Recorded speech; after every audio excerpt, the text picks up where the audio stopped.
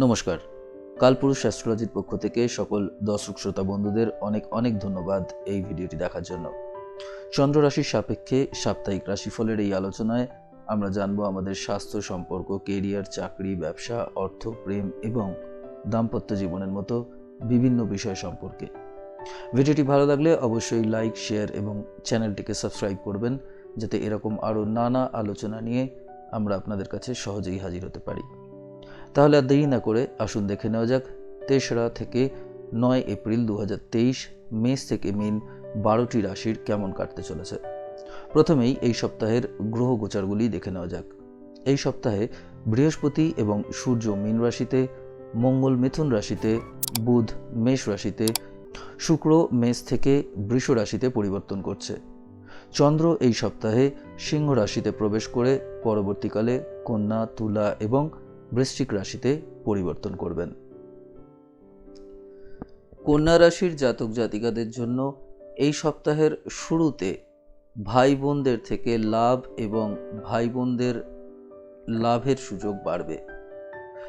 আপনার আয় নিশ্চিতভাবে বৃদ্ধি পাবে।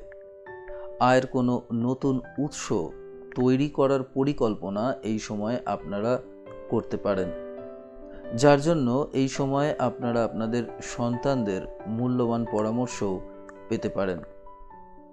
মধ্যভাগে আপনার স্বাস্থ্য ও সুখের জন্য কিন্তু খুব একটা ভালো নয়।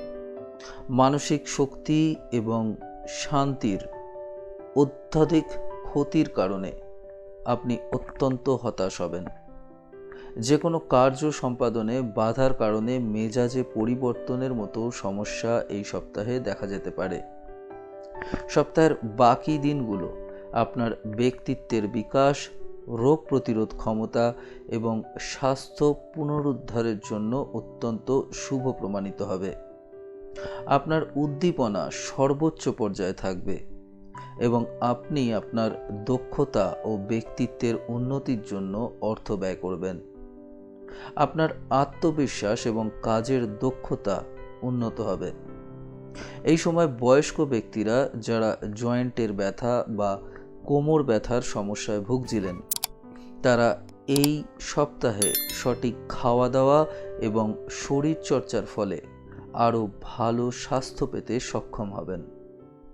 রাহু অষ্টম ঘরে দৃষ্টি দেওয়ার কারণে এই সপ্তাহে বাড়ি এবং পরিবারের সাজসজ্জা বা মেরামতির জন্য প্রচুর অর্থ ব্যয় করতে পারেন।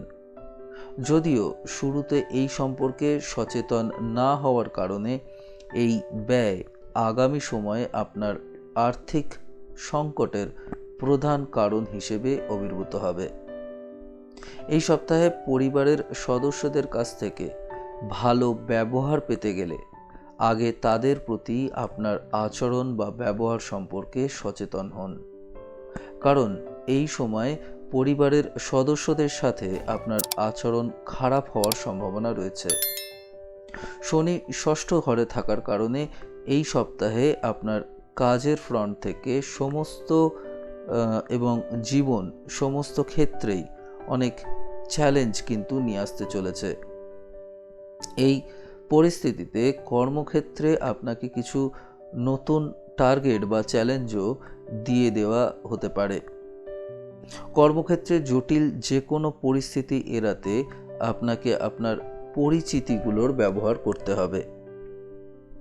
এই সপ্তাহটি আপনার উচ্চশিক্ষার জন্য স্বাভাবিকের চেয়ে কিছুটা ভালো হতে পারে এবং আপনি যদি দীর্ঘকাল ধরে আপনার উচ্চশিক্ষার বিষয়ে কোনো বিশেষ প্রচেষ্টা করে থাকেন, তবে এই সময়ে তাতে সম্পূর্ণ সাফল্য পাওয়ার সম্ভাবনা রয়েছে। তাহলে আজ এই পর্যন্তই। আবার দেখা হবে নতুন কোনো ভিডিওয় নতুন কোনো আলোচনার সঙ্গে। ভালো থাকবেন, সুস্থ থাকবেন। নমস্কার।